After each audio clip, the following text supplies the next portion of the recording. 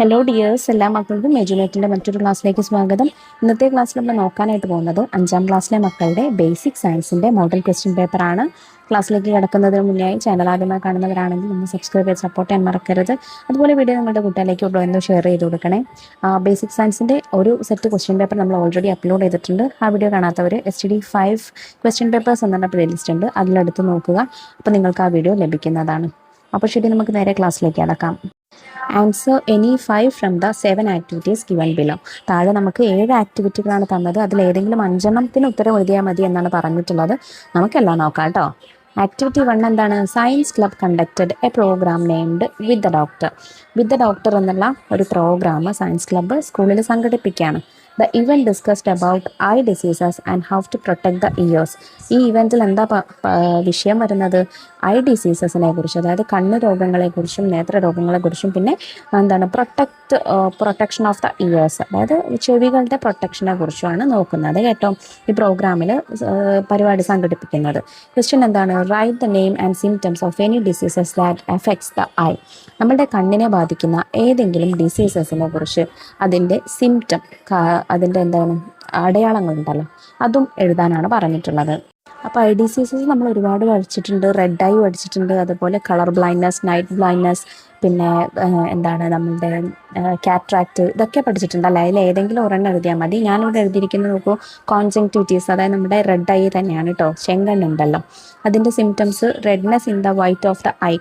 കണ്ണിൻ്റെ വെള്ളയിൽ എന്താണ് റെഡ്നെസ്, ചുവന്ന നിറം വരിക, ഇച്ചിങ്, ചൊറിച്ചിൽ, ഇറിറ്റേഷൻ, അസ്വസ്ഥത, and watery or thick discharge that can fall across during the night. രാത്രിയൊക്കെ എന്താണ് വെള്ളം കണ്ണിൽ നിന്ന് ദ്രാവകം വന്നിട്ട് പീള അടയുന്ന ഒരു അവസ്ഥയുണ്ടല്ലോ, കണ്ണ് തുറക്കാൻ പറ്റാത്ത പീള അടയുന്ന ഒരവസ്ഥ. ഇതൊക്കെ ഇതിൻ്റെ സിംറ്റംസ് ആണ്. Question B, what are the things we need to take care of to protect the ears. ചെവികളുടെ പ്രൊട്ടക്ഷന് വേണ്ടിയിട്ട് നമുക്ക് എന്തെല്ലാം കാര്യങ്ങൾ ചെയ്യാനായിട്ട് സാധിക്കും? Avoid using sharp objects like safety pins or match sticks to clean the ears. ചെവി വൃത്തിയാക്കാൻ മുട്ടുസൂചി പോലെ, അതുപോലെ തീപ്പെട്ടി കൊള്ളി പോലെയൊക്കെയുള്ള എന്താണ് ഷാർപ്പായിട്ടുള്ള കൂർപ്പുള്ള വസ്തുക്കൾ ഉപയോഗിക്കാതിരിക്കുക. Avoid listening to music at very high volumes especially when using earphones. നല്ല അധികം ശബ്ദത്തിൽ എന്താണ് പാട്ടുകളൊന്നും കേൾക്കാതിരിക്കുക, പ്രത്യേകിച്ച് ഇയർഫോണൊക്കെ വെച്ചിട്ട് പാട്ടുകൾ കേൾക്കാതിരിക്കുക. Prevent water from entering the ears while bathing or swimming. കുളിക്കുമ്പോഴോ നീന്തുമ്പോഴോ ഒക്കെ ചെവിയിലേക്ക് വെള്ളം കയറുന്നത് സൂക്ഷിക്കുക. And see a doctor immediately if there is any pain or discharge from the ear. ചെവിക്ക് വേദനയോ അതുപോലെ എന്തെങ്കിലും ചെവിയിൽ നിന്ന് വെള്ളം ഒലിക്കുന്ന രീതിക്കൊക്കെ ഉണ്ടെങ്കിൽ പെട്ടെന്ന് തന്നെ ഡോക്ടറെ കാണുക. ഇതിലെ C question, which part of the ear receives sounds and direct it into the ear. ചെവിയുടെ ഏത് ഭാഗത്താണ് എന്താണ് ശബ്ദം കിട്ടിയിട്ട് അത് ഉള്ളിലേക്ക്, ചെവിയുടെ ഉള്ളിലേക്ക് ഡയറക്റ്റ് ചെയ്യിക്കുന്നത് ചെവിയുടെ ഏത് പാർട്ടാണ്? പിന്നെ or the visible outer part of the year. നമ്മുടെ ചെവിയുടെ പുറത്ത് കാണുന്ന ഔട്ടർ പാർട്ട് ഉണ്ടല്ലോ, പുറത്ത് കാണാൻ പറ്റുന്ന ഭാഗം, ആ ഭാഗത്തെയാണ് നമ്മൾ പിന്നെ എന്ന് പറയുന്നത്. ആ പാർട്ടാണ് സൗണ്ട് ആദ്യം ഡിറ്റക്ട് ചെയ്തിട്ട് ചെവിയുടെ ഉള്ളിലേക്ക് അതിനെ ഡയറക്റ്റ് ചെയ്യിക്കുന്നത്. Activity 2, the stages of growth of different creatures given below. ഒരു വ്യത്യസ്ത ജീവികളുടെ എന്താണ് വളർച്ചയിലെ ചില കാലഘട്ടങ്ങൾ, ചില സ്റ്റേജുകൾ നമുക്ക് താഴെ തന്നിട്ടുണ്ട്. ഏതൊക്കെയാണ്? Egg, wriggler, mosquito, pupa, larva, tadpole, butterfly, doodle bug. ഇതിൽ മൊസ്കിറ്റോയും അതുപോലെ ബട്ടർഫ്ലൈയും ഒക്കെ എന്താണ് മക്കളെ? ഒരു ഓർഗാനിസം ആണ്, അല്ലെങ്കിൽ ഒരു ക്രിയേച്ചറാണ്. അപ്പോൾ അതിൻ്റെ മുൻപുള്ള കുറച്ച് സ്റ്റേജസ് ഓഫ് ഗ്രോത്ത് ആണ് നമുക്ക് മറ്റുള്ളതൊക്കെ തന്നിട്ടുള്ളത്. Question A, name the creatures whose stages of growth are completely given. Write their growth stages in the proper order. ഇതിൽ ഏതൊക്കെ ഓർഗാനിസത്തിൻ്റെ സ്റ്റേജസ് ആണോ കംപ്ലീറ്റ് ആയിട്ട് തന്നിട്ടുള്ളത്, ആ ഓർഗാനിസവും അതിൻ്റെ സ്റ്റേജസും എഴുതുക.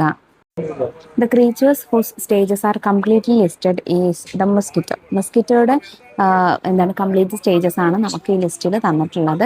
Proper order of its growth stages എന്തൊക്കെയാണ്? അതിൻ്റെ ഓർഡർ എങ്ങനെ വരുന്നത്? ആദ്യം എഗ്ഗിൽ നിന്ന് ലാർവ, അത് മസ്കിറ്റോയുടെ ആണെങ്കിൽ അതിനെ റെഗുലർ എന്നാണ് വിളിക്കുക.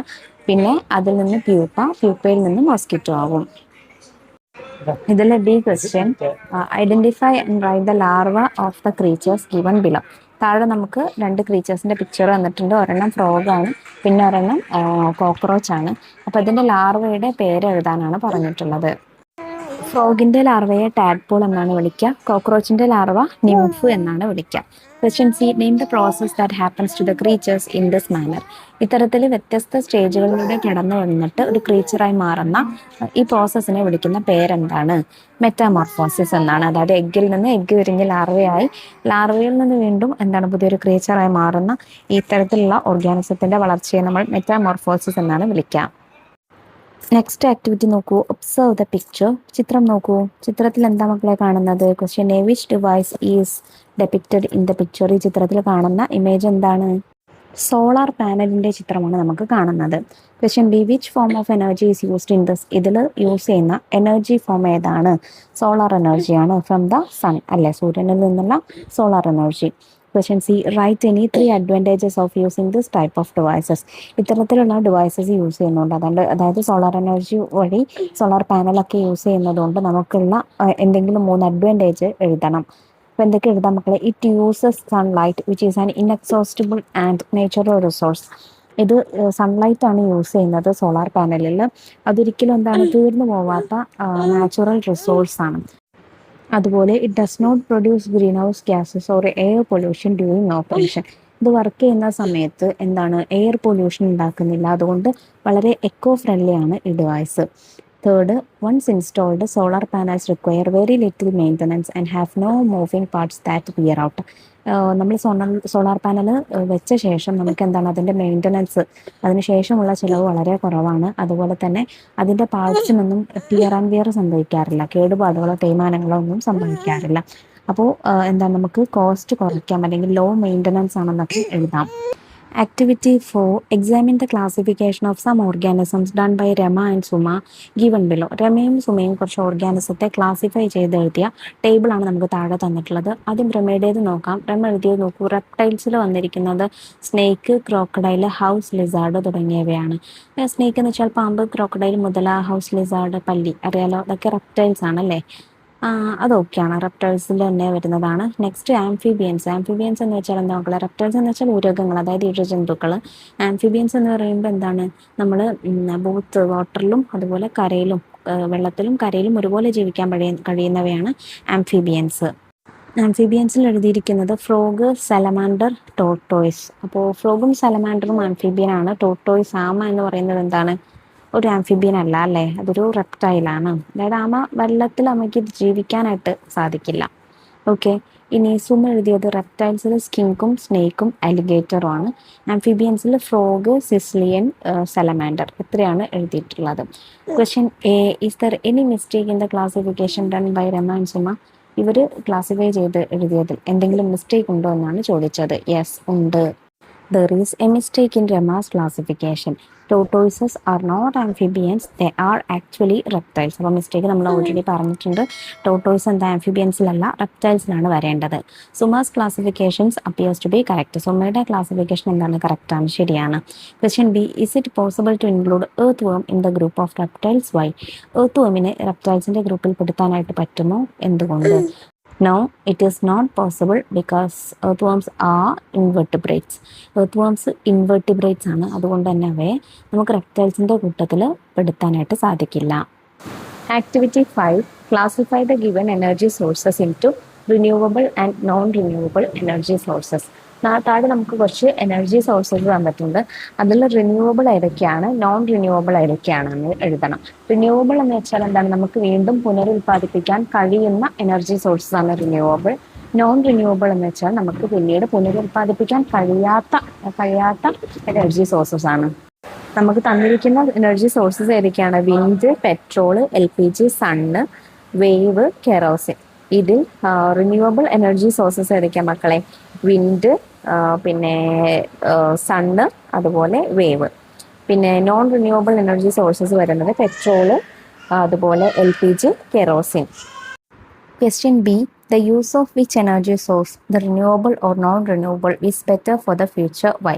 ഇനി റിന്യൂവബിൾ എനർജി സോഴ്സ് ആണോ അതോ നോൺ റിന്യൂവബിൾ എനർജി സോഴ്സ് ആണോ നമ്മളുടെ ഭാവിയിലേക്ക് നല്ലത്? എന്തുകൊണ്ട്? നമുക്കറിയാമല്ലേ, റിന്യൂവബിൾ ആണ്. Renewable energy sources such as solar, wind and hydro R better for the future. സൂര്യനിൽ നിന്നുള്ളത്, അതുപോലെ കാറ്റിൽ നിന്നുള്ളത്, വെള്ളത്തിൽ നിന്നുള്ളതൊക്കെയാണ് ഫ്യൂച്ചറിലേക്ക് ഏറ്റവും നല്ലത്. Because unlike non renewable sources are inexhaustible and will not run out. അപ്പോൾ റിന്യൂവബിൾ സോഴ്സസ് എന്താണ്, നോൺ റിന്യൂവബിൾ പോലെ തീർന്നു പോവുകയോ അല്ലെങ്കിൽ എന്താ ദോഷം ചെയ്യുകയോ ചെയ്യാത്ത എനർജി സോഴ്സസ് ആണ്. They produce little to no greenhouse gas emission or air pollutants, helping to combat climate change and reduce global warming. അപ്പോൾ നമ്മൾ പറഞ്ഞതുപോലെ തന്നെ അതെന്താണ്, പൊല്യൂഷന് കുറയ്ക്കുന്നുണ്ട്. പൊല്യൂട്ടൻസ് ഒന്നും തന്നെ, എയർ പൊല്യൂട്ടൻസ് ഒന്നും തന്നെ ഉണ്ടാക്കുന്നില്ല. അതുപോലെ ക്ലൈമറ്റ് ചേഞ്ചിനെ ബാധിക്കുന്നില്ല. പിന്നെയോ ഗ്ലോബൽ വാർമിംഗ് കുറയ്ക്കാനും സഹായിക്കുന്നുണ്ട്. Question C, write any 2 methods that can be adopted by you for energy conservation. ഊർജ്ജ സംരക്ഷണത്തിന്, എനർജി കൺസർവേഷന് വേണ്ടിയിട്ട് സഹായിക്കുന്ന എന്തെങ്കിലും 2 മെത്തേഡ്സ് പറയാം. Always turn of lights, fans and electronic devices like TVs or computers when they are not in use or when leaving a room. ഒരു മുറിയിൽ നിന്ന് നമ്മൾ പോകുമ്പോഴോ അല്ലെങ്കിൽ ഉപയോഗ ശേഷമോ ഒക്കെ TV, കമ്പ്യൂട്ടർ പോലെയുള്ള, അതുപോലെ ലൈറ്റ്, ഫാന് പോലെയുള്ള ഇലക്ട്രോണിക് ഡിവൈസസ് ഒക്കെ എന്ത് ചെയ്യുക, സ്വിച്ച് ഓഫ് ചെയ്യുക. Replace traditional incandescent bulbs with LED bulbs or CFLs, which consume significantly less electricity and last much longer. അപ്പോൾ LED ബൾബോ CFLോ പോലെയുള്ള ബൾബുകളൊക്കെ അത് കൊണ്ടുവരിക. ആദ്യകാലത്തെ പോലെ എന്താണ്, ഇത് ഒരുപാട് ഊർജ്ജ നഷ്ടം കുറയ്ക്കുന്നുണ്ട്. അതുപോലെ വളരെ കുറഞ്ഞ ഇലക്ട്രിസിറ്റി മാത്രമേ അത് വർക്ക് ചെയ്യാൻ വേണ്ടിയിട്ട് യൂസ് ചെയ്യുന്നുള്ളൂ. Activity 6, question A, identify the following constellations and write their names 1, 2, 3.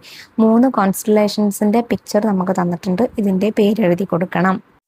ഇതിൽ ഒന്നാമത്തേത് ഓറിയോൺ ആണ്, രണ്ടാമത്തേത് സപ്തർഷിയാണ്, മൂന്നാമത്തേത് കാസിയോപ്പിയയാണ്. ഇതിലെ B question, choose the right statements helpful for star watch. Star വാച്ചിന്, നക്ഷത്ര നിരീക്ഷണത്തിന് സഹായിക്കുന്ന 2 സ്റ്റേറ്റ്മെന്റ്സ് തിരഞ്ഞെടുക്കുക. Use a star map. Star map ഉപയോഗിക്കണം, അത് ശരിയാണ്. Chooses a bright moonlight night for star watching. നല്ല ബ്രൈറ്റ് ആയിട്ടുള്ള മൂൺലൈറ്റുള്ള, നല്ല തിളക്കമുള്ള നിലാവെളിച്ചമുള്ള ദിവസത്തിൽ സ്കൈ വാച്ച് ചെയ്യണം, അത് തെറ്റാണ്. 3, electric light in the surroundings help night sky watching. നമ്മുടെ ചുറ്റുമുള്ള ഇലക്ട്രിക് ലൈറ്റ് സ്കൈ വാച്ചിനെ സഹായിക്കും, അതും തെറ്റാണ്. Choose a dark open space where horizon is visible for observation.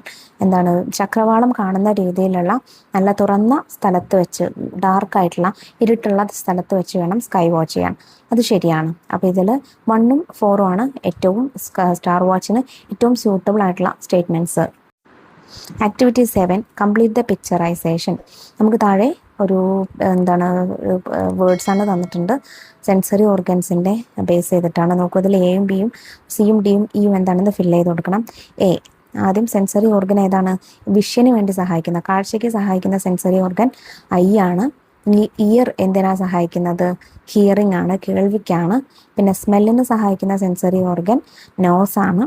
Tongue എന്തിനാണ് സഹായിക്കുന്നത്, ടേസ്റ്റ് അറിയാനാണ്. അതുപോലെ ടച്ചിന് സഹായിക്കുന്ന സെൻസറി ഓർഗൻ സ്കിന്നാണ്. അപ്പോൾ ഇത്രയും ക്വസ്റ്റ്യൻസ് ആണ് നമുക്ക് ഈ ക്വസ്റ്റ്യൻ പേപ്പറിൽ ഡിസ്കസ് ചെയ്യാനായിട്ടുള്ളത്.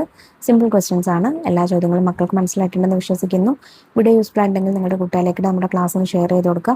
അതുപോലെ കൂടുതൽ ചോദ്യ പേപ്പറുകൾക്ക് വേണ്ടിയിട്ട് നമ്മുടെ ചാനലൊന്ന് സബ്സ്ക്രൈബ് ചെയ്ത് വെക്കുകയും ചെയ്യാം. ഇന്നത്തെ ക്ലാസ്സിനെ കുറിച്ചുള്ള അഭിപ്രായങ്ങൾ മറക്കാതെ കമൻറ്റ് ബോക്സിലൂടെ അറിയിക്കണേ. അപ്പോൾ ശരി, നമുക്ക് അടുത്ത ക്ലാസ്സുമായി വീണ്ടും കാണാം. താങ്ക്